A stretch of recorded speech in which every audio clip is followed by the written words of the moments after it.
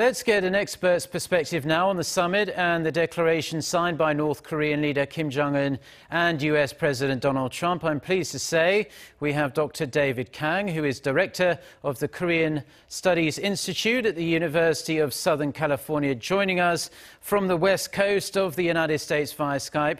Dr. Kang, it's the morning after the day before here in Korea. President Trump and South Korean President Moon Jae-in are naturally delighted with the latest developments. I'd like to start with your overall assessment of the summit and the declaration signed by the leaders. Well, I mean, there's been a lot of criticism that it wasn't specific enough or didn't go far enough. But on the other hand, diplomacy has to start somewhere. And compared to where we were 6 months ago, where we were all worried about the starting of a war, I think this is a very good start. It's nothing, it's the beginning of a long process, but it's where you would have to be. So I tend to think that this is a fine start. Well, like you say, the U.S. and North Korea are now starting on this process of denuclearizing the regime, and President Trump is also forming a relationship with the North Koreans, and that's got to concern the Chinese especially. Now, outwardly, Beijing on Tuesday welcomed the outcome of the summit, but behind closed doors, do you think it's a slightly different story there? You know, I actually don't think that the Chinese are that worried.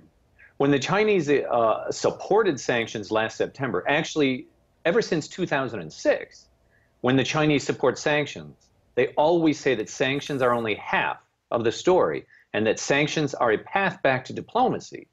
So for them, the fact that the United States and South Korea are, United States and North Korea are talking is actually a really good thing. Also, don't forget that Kim Jong-un flew to Singapore on an Air China jet.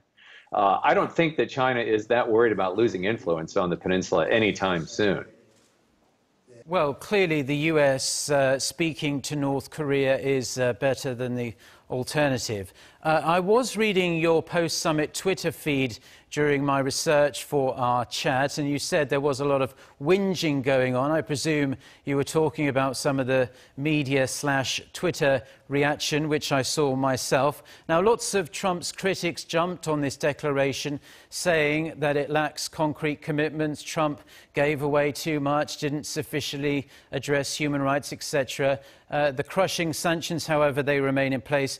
Outside of those who are just clearly anti-Trump on everything, how would you like to expand on how you think certain people are just being too critical overall?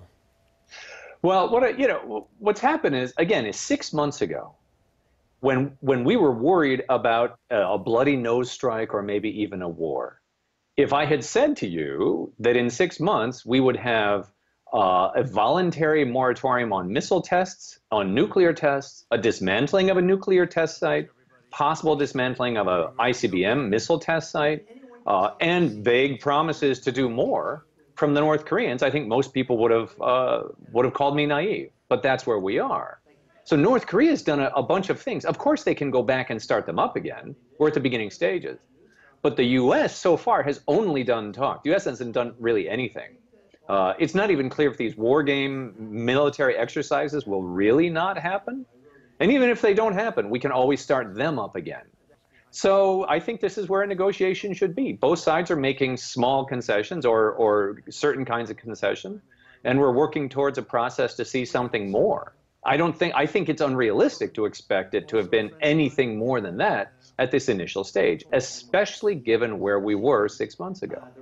Yeah, and I want to touch briefly on what President Trump said about stopping the war games, because a lot of his critics jumped on that, saying that that was a step too far in terms of a concession. There's some confusion about whether he consulted with South Korea on this, but there are some reports that say the opposite as well. Everyone knows President Trump is unconventional, but surely this must have been given the green light by President Moon Jae-in.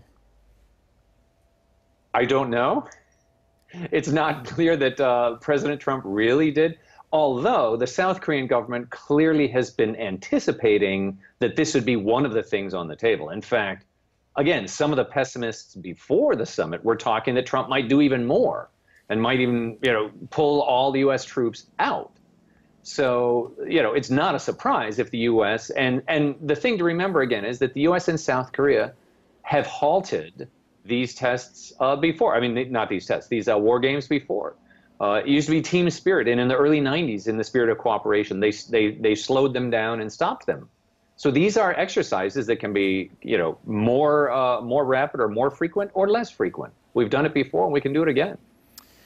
Yes, and the main ones, Key Resolve and Foal Eagle, aren't due to happen until next spring anyway, so they can be reinstated at any time if the Trump administration doesn't feel happy with the way things are going. But before I let you go, the diplomacy rolls on. U.S. Secretary of State Mike Pompeo will be arriving here later today. How do you see this unfolding over the weeks and months to come? And as a sub-question to that, do you think we will see either Trump heading to Pyongyang or Kim going the other way before too long?